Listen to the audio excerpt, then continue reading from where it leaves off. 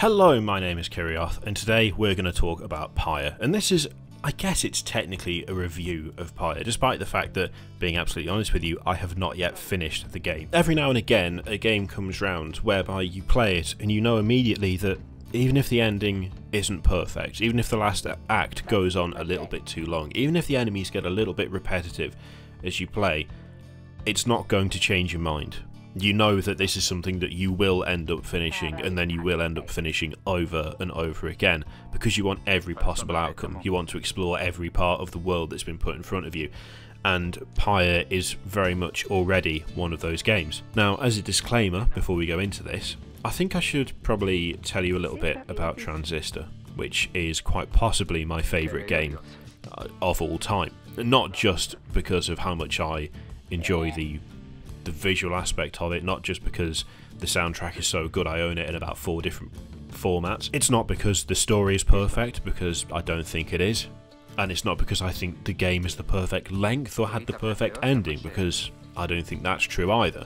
The last act was too long, and as I've already referenced, too many of the enemies were the same. But that doesn't mean that Transistor isn't my favourite game. And it's my favourite game because it arrived at a point where I was not in a good place.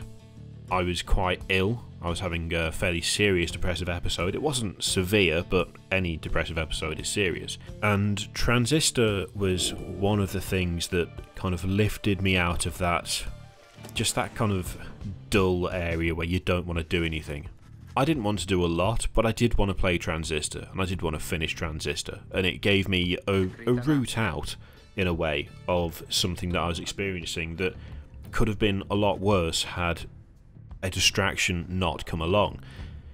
Transistor is one of my favourite games, not just because I love the combat so much, or because I love the visual element of it, or because I really thought that the main character was incredibly well designed and realised. It also just has a personal place sort of in me because of the time that it arrived and the effect it had on my health, which it literally helped to make me better. So with that in mind, there's a lot for Pyre to live up to. I'm one of those people that prefers Transistor to Bastion, and I was a little bit worried that Pyre would in some way feel more like one than the other, but actually Supergiant have gone completely the right direction for a third game and made something that doesn't feel like either of those.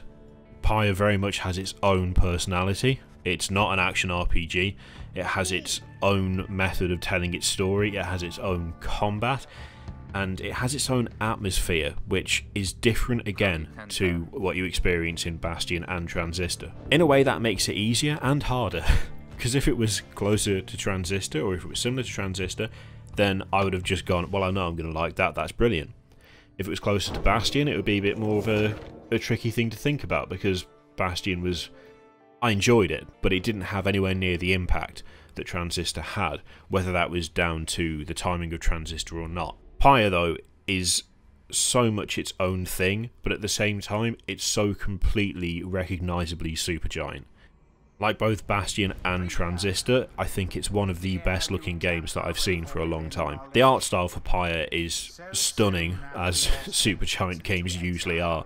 The music, once again, is fantastic, but then again it is Darren Korb, and Darren Korb and Supergiant are so good at working together that I would have been surprised if the soundtrack hadn't been anything less than perfect, and I think I would have been disappointed if it wasn't as good as previous installments. The characters that you get straight away, they're different to anything that I've really seen in other games, or at least they are given the illusion of being different to what you've seen in other games by way of the art style that Supergiant has chosen for Pyre.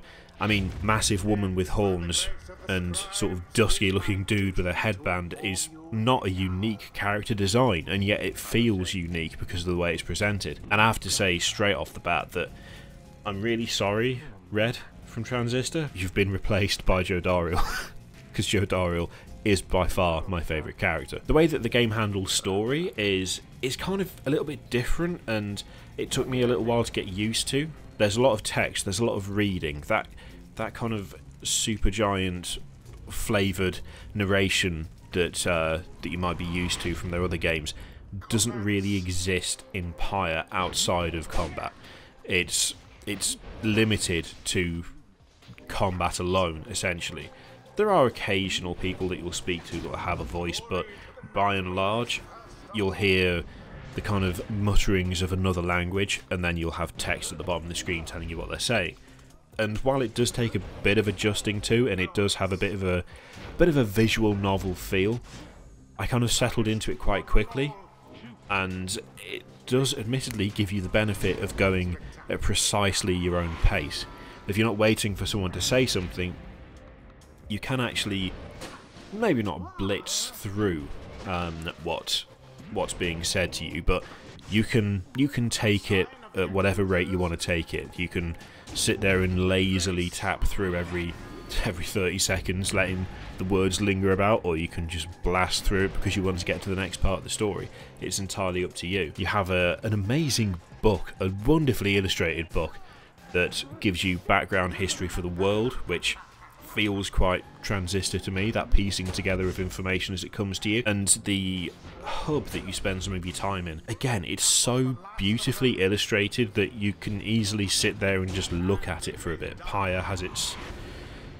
I think it has like a visual spectacle element. Everything is incredibly vibrant.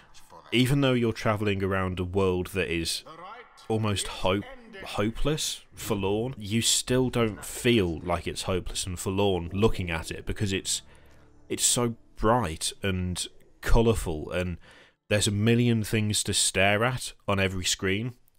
It's almost like a sensory overload, but in a really nice way, because I've yet to find something where I've looked at it and gone, oh, that doesn't look very good. Instead, I spend a few minutes sort of staring around the screen, looking at everything, noticing little details. You get a slow kind of increase in your cast of characters that you can use for what are called the Rites. Your character is essentially trying to get their freedom back. They are exiles, they're outcasts, but they can earn a place back in society by completing the Rite, and the Rites is where the combat comes in. I say combat, I don't even know whether to call it combat. It's closer to a sports game than anything else, which sounds weird, I realise, but it really works, and that's the most surprising bit.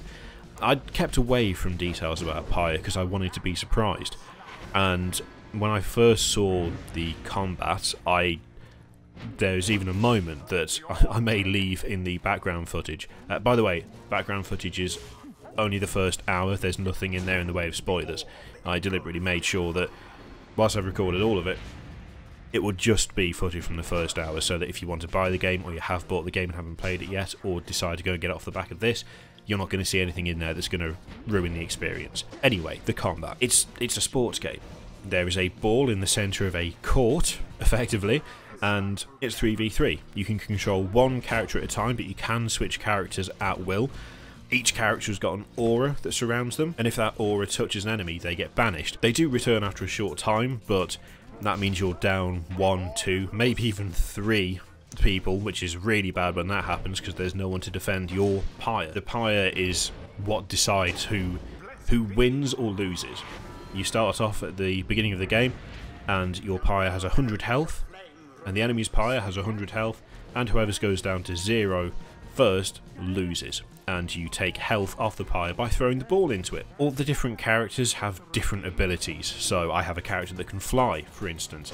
I've got a character that, well, Jodariel, in fact, who, when she jumps, when she lands, she knocks people around her back. Some of my characters can sprint straight away, but they're not that fast. Others take a short time to build up, but sprint a lot quicker. There's a whole load of different ways to play the Rites themselves. You can build up a team that's revolved around speed, you can build up one that's balanced, you can build up a tanky team. There's upgrades that you can buy from traders that will increase the speed or the aura size or the damage of your characters. There's a lot going on that you don't really notice at first, and as you go through the game it gets progressively more difficult and more challenging, and you have to think more about what you're doing, which is the perfect way to do it. Overall, although I didn't expect the combat to be what it was, it's strangely addictive. It's very well balanced and it's very interesting. As you meet new enemies, as you meet other teams, you will find a quite significant variation in terms of their abilities, what they can and can't do, and it keeps it interesting and it keeps it fresh. And of course, it's still presented in that trademark Supergiant style of being wonderfully illustrated, and it looks good, it sounds good, it plays well. It's so smooth. It is so smooth, this game. I've not come across anything in the way of bugs or issues. Everything is just like butter. It's so well done. As I say, I haven't finished Pyre yet, but that is not stopping me from wanting to recommend it to people. That's not stopping me from already knowing that this is a game that I will go back to time and time again. And I think somehow, God knows how, Supergiant have managed to actually do what I didn't think they'd be able to do, which is release a game that I like more than Transistor. Because I already do like Pyre more than Transistor, and given that Transistor previously sat at the top of my favourite games of all time, that's quite an achievement. And yet, Pyre has done it. If that isn't endorsement, I don't know what is. I really suggest you give it a go. It is absolutely worth your time, and I think you'll enjoy it. And I hope you'll enjoy it as well. Anyway, thank you very much for watching. This is a little bit different to what I usually do. I hope you've enjoyed it, and I hope you found it in some way informative. And if you do end up getting Pyre and playing it, I hope you have a good time. I am. Thank you very much for watching. I'll see you next time.